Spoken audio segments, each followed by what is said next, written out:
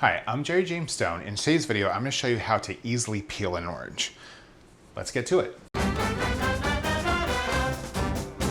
So this trick is super simple. It's just a nice clean way to peel an orange. You don't have to fuss with digging your nails in there and getting orange zest and the oil all over your hands. The first thing you want to do is just cut off the side of the orange and then just turn it around and do the exact same thing.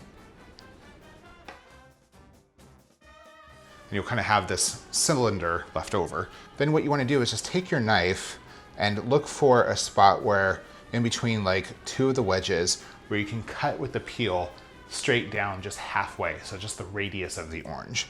You'll kind of feel the orange pop because you've now broken it open a little bit. So just cut down that radius and then just unravel the orange. And there you go. You have easily the orange wedges there. You can just pull them right off. Makes it super easy to peel and eat an orange. How great is that, right? If you like quick tips like this, hey, I release new videos every week, so please subscribe. If you like this video, give me a thumbs up. And if there's something that you want to see, just drop a comment below. I'll see you guys next time.